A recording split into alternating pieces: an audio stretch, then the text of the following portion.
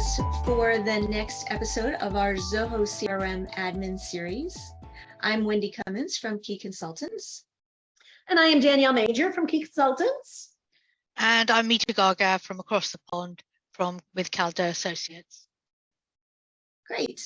So today we're going to be showing you the personal settings area of CRM. This is an area that's often forgotten, but it's super important for every user to log in and get these settings set up. And we're going to show you why in this demo. So I'm sorry, go ahead, Danielle.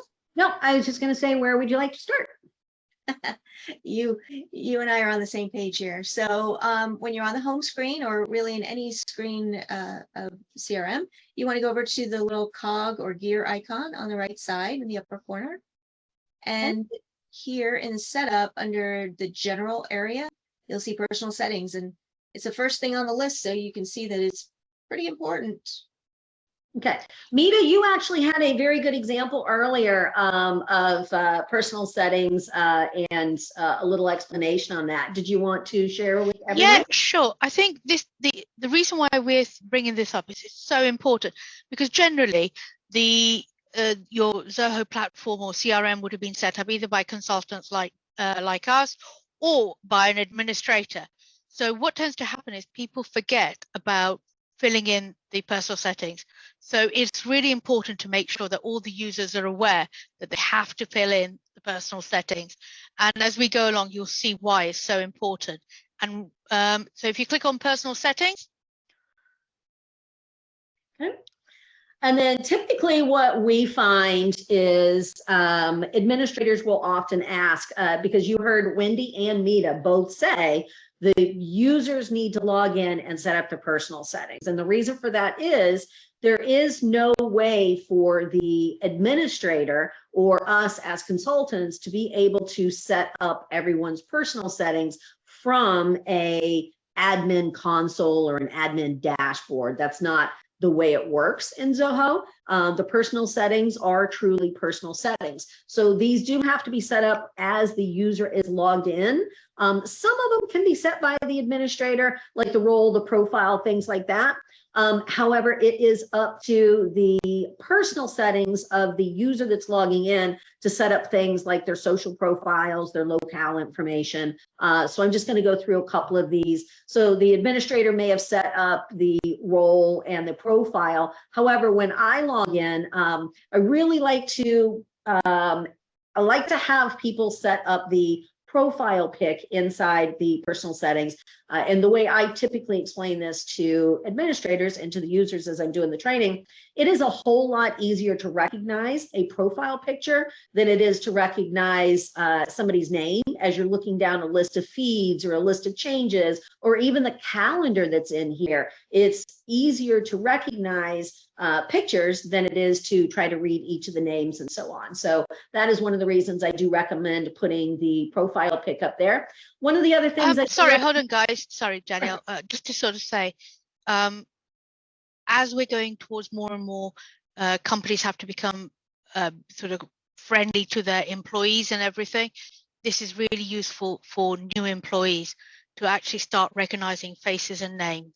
So, HR departments are encouraging companies to go ahead and start putting the picture profiles. Oh, sorry, man. Danielle. You had to bring HR into this. Wow. Wow. Well, speaking of HR, the other thing I wanted to add to that was be very careful what profile pic you do put up here. And people don't realize this, but this is not only seen inside your company. And I tell you this, obviously we tell you these things because we've encountered this before. So you can not only see the profile pic of people inside the company, but you can also see when you're in other Zoho products, if you've got Zoho clients like we do, or you've got a sister company that has Zoho products as well. When you are doing Zoho to Zoho, you can actually see the profile pictures that people have in their Zoho setup. So that's not something that a lot of people recognize. It's not something that a lot of people realize, but you want to make sure that you put a professional picture up because it will be seen by the entire company and it's possible to be seen by outside people as well. So Moving right along, profile picture, we have done enough on the sandbox there. Sorry, guys, I love my sandbox. But we're also able to fill in some of the personal information on this page. I'm going to hit the pencil. Sorry, I go a little fast sometimes. I hit the pencil in the upper right-hand corner. And this is where I get to fill in my personal DID number, 561-208-3912. I can put my mobile number in here. I choose not to put my mobile number in because it is not a corporate mobile. It's my personal mobile. So here, I'm just going to put in www.kicrm.com. I can add a fax. I can add a birth date, right? So this can also feed into Zoho People as well, various Zoho products.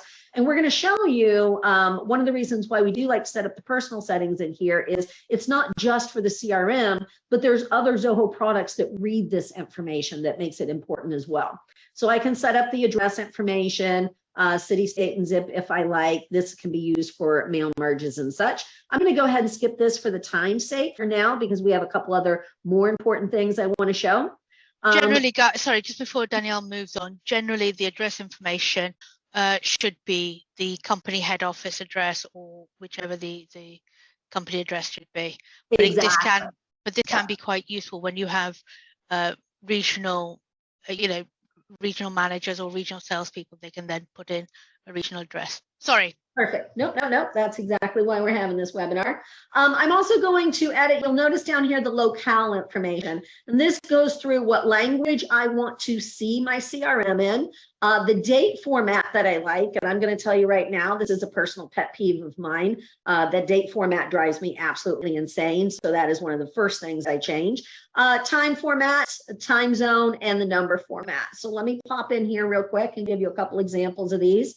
So you can actually have Zoho comes in many, many different languages, and you can have a base language, but I have a client that has offices in like 40 different countries, right? So they may not necessarily like to look at Zoho from native English, North American English. Their users in Portugal or in Brazil, I apologize, their users, well, Portugal as well. Brazil and Portugal, they may want to see their Zoho instance in Portuguese, Spanish, and so on. So you can actually change the language that you see on the screen, but still have it reading the exact same database. Our particular country, going to be United States here, but obviously you can select from the drop-down list of all that are there. The date format, like I said, this is a personal pet peeve of mine. This is where it'll come up and it'll do September 15th, 2022. I am old school. I do my dates in 2 digits / 2 digits / 2 or 4 digits. Meeta and I do ours differently, right? So I do mine month, day, year. She will do hers in day, month, year. But this is the way I like to input mine. If my date format is set to this up here and I go to modify a date without selecting the pick list, right? So let's say I want to do a birth date. I don't want to have to scroll through the date to go all the way back to whatever year I was born. We're not sharing that today, but I would like to be able to put in my actual birth date here. So that would be, 01/28/19, whatever that happens to be. We're not sharing today, but this is the date format that I prefer. You can also do a time format of 24 hours or 12 hours. But most importantly, this is the most important thing on this screen. This is your time zone. You want to make sure that everybody is in the same time zone. And I want to give you the scenario here. You'll notice that when you look at this, this is the Eastern Standard Time. And it comes up to the very first thing that's listed on this list, which is this American, I'm not even going to try to pronounce that. However, if I have this set and other people have a different Eastern time zone set, we may be off at different parts of the year. So this particular setting for Eastern time zone, this doesn't actually change when the time changes during the 2 times during the year. So in order for everybody to be on the exact same Eastern time zone, I need to make sure that my users are on the New York time zone. So I actually type in York, I start typing in York, and then the Eastern Daylight Daylight Time, not the standard time, Eastern Daylight Time comes up as America, New York. This way, when time changes twice a year, we're all still on the same time zone. You'll notice that this is -4, the other was -5. This is incredibly important. We get this every time the time changes, we get these questions on so-and-so's an hour behind or so-and-so's an hour ahead. Meeta, did you have Yes, I did actually, because just for us Brits, Danielle, if you wouldn't mind just going back into the time zone. Sure. The little trick I would say, guys, is type in London. And that when you do that, it will come up with, at the moment it's showing BST, but that is our GMT. And again, similar to what Danielle was saying, when the clocks go back, it will change automatically. So that's really nice and easy and simple. So type in London and you'll get the right one for us. And for EST, type in New York. Yeah, actually it's York. It's not even New sorry. York. Sorry. If Yeah. I start typing new, it comes up with some others that are there as well. So there's New Salem and so on. So my cheat is to just start typing in York, and then that way I know I'm on New York. So yeah. There you go, guys. You've got our little tips. Okay. Now, a couple of other little things down here. Some users appreciate, a lot of people like their different colors and such. So I actually have the ability down here to say under the name format, when I'm looking at my screen, I would like to see the name as in first name, last name, and possibly a salutation, or I could do salutation, first name, last name. So if somebody actually set it up as Mr. John Smith, when I go into that record, it would say Mr. John Smith. In our case, we don't use a lot of salutations, so I have this one set up in just first name, last name. If there's a salutation, it'll show at the end. I do have some clients, especially in the legal form, they like to do last name, first name salutation. So that's how they like to see their screen. But in my case, I just have first name, last name here. Sort order preferences.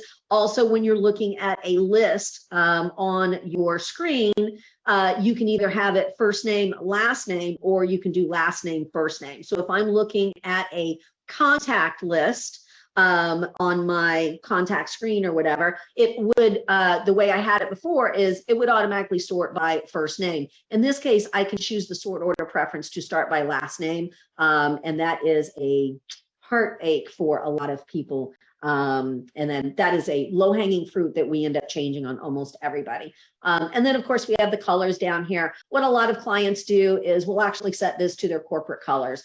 So in our case, the blue and whites are corporate colors. And so I can actually set this. You'll notice up at the top that the bar changes to go with that. One of my other clients, one of their corporate colors is gold. So we actually changed their bar to gold up there. So this is kind of nice to follow along with corporate colors. And this can be quite useful, guys, if you have people who may be, colorblind or have visual issues. Perfect. Okay. Anything else to add to this, ladies? No, I would just sort of say this is really important. And now we get to the exciting bit as to why is it important and where is it used? Okay. Next up on our hit list is not only putting in your phone number and everything, but an email signature, right? And this is often forgotten. So we like to set up email inside the CRM. However, we have the ability to also add an email signature. So as we're sending things from the CRM, we already have our signature set up in Gmail, or we already have our signature set up in Outlook, right? We don't think about when we're sending emails from the CRM, we need to have that same signature there. So if I come over into channels and email, this is going to allow me to set up my compose settings. So I can choose my default font that I want to start with. And the font size, it'll give you a quick preview. Then you can do the default address from address, right? So whether or not it's coming from you or whether or not it's coming from, info at, sales at, marketing at, or something like that, you can have multiple addresses. But most important, the reason we are here is adding the signature. So when I do send an email, it will merge in my signature, and I'll show you where that is important in a minute. So we're going to do Danielle outgoing. You can do, a forward and things like that, just like you do in G Suite and such. And I am just going to try to copy and paste from my Outlook into here. So I'm going to pop over to my Outlook and grab my signature from Outlook. And that's what makes it so nice and easy, guys, when you can actually copy paste. Yeah, sometimes it does not bring in the pictures though. So in my, let's see, in my regular signature over in Outlook, I've got my logo and I've got a click here to schedule button. But here I can actually just merge those in with my, hold on one second, image button. So if they don't come in when you are copy pasting, you can actually insert them. You'll notice up here, here's a insert image. I click on insert image and I can load it up from the desktop, or I can put in a link from the URL, right? Mm-hmm. Anything else to add on that, ladies? No, I think you covered it. Okay. Now, where does this come in handy? One of the main places this comes in handy is when we're merging information. For example, I have email templates set up in here. So inside this particular email template, I have the ability, when I'm making templates, I do not have to make a template that says sincerely Danielle Major, key consultants, blah, blah, blah. And then another template that says sincerely Wendy Cummins, key consultants, blah, blah, blah. And then we have to pick and choose. One of the beautiful parts about Zoho is I can come in here and I can merge user fields or other fields from the database. So in this particular case, I set up my template to merge in the user signature. So whichever user in the whole company, whichever user is sending this template, it will merge their signature into this template when they send it. So if I have 50 employees or 50 salespeople, I do not have to create 50 different templates. I can merge in the user signature here. It will pick up their signature, and that signature comes from over here. And then also merging into other places will come from your personal settings as well. So when I come in here and I add the user signature, I can save it, edit signature, and done. When I actually go into my opportunity and I do go to send out this email, I have a blueprint set up that when I click on the next step, the next stage of schedule a meeting, it automatically sends an email out. That email that we were just in, it'll automatically send out that template. It will go into the mailbox and you'll see my signature merged in there. While we're waiting for that email to be delivered, one of the other places I told you inside Zoho, when you're using these personal settings and such, I mentioned the headshot, right? Can be seen in multiple places and so on. But there's other places inside Zoho where this information is pulled from. So one of my clients wanted to send out a Zoho campaign, and one of the items inside campaigns asks you can actually create the campaign to come from the CRM record owner, right? So when I am sitting in here in the sender information, I'm not going to send out this email campaign as marketing at Key Consultants or sales at Key Consultants.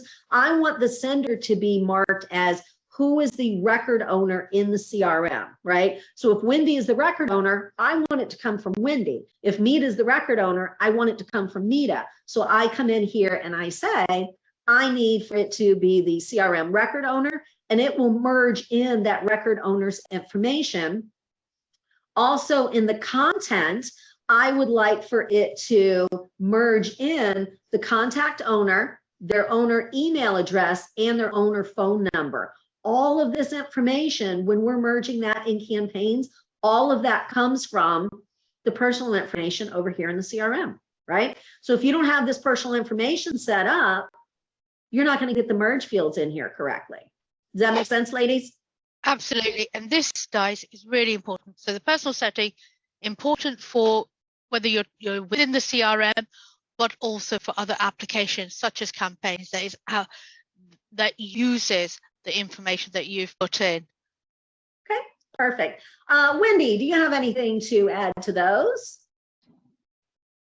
No, I think this is really helpful information, especially to new users. And well, like you said, this can be something that's been overlooked by even from when you started using Zoho. So great reminder to go back in there and make sure that these settings are all set up and filled in for all your users, by all your users.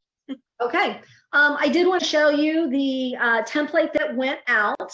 It got delivered to, again, this is just a fake email address that I use. But when I changed the stage and the opportunity, when I changed the stage and the opportunity, my blueprint has it automatically send out this meeting reminder that says, click here to book your next scoping meeting, right? And then you'll notice down here, it says sincerely, and this is the signature that I merged in, that I set up under the personal settings a couple minutes ago. Not the logo, because I did not load those yet, but it did merge in my signature down there straight on the fly. All right, so that is what it looks like. Excellent. And if anyone has any questions, please feel free to drop us a line. Okay, we'll add our contact information into the show notes. And is that it, ladies? That's brilliant. Thank you. Thank you, guys. Have a great week. We'll meet you back here for some more Zoho CRM admin bites. And see you next time.